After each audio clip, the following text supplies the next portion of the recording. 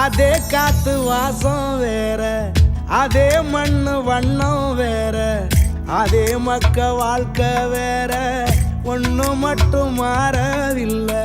மத்த நாட்டு சுவையெல்லாமே ஒத்த வேலை உடைய போல, சுத்தமான நம்மூர் சுவையோ ஆத்தா தந்த உசுர போல.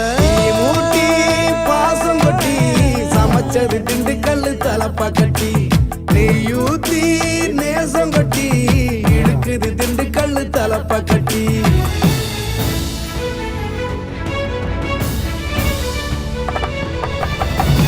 மூட்டி பாசம் கொட்டி சமைச்சது திண்டுக்கல் தலப்பா கட்டி, நெய்யூத்தி நேசம் கொட்டி படைச்சது திண்டுக்கல் தலப்பா கட்டி.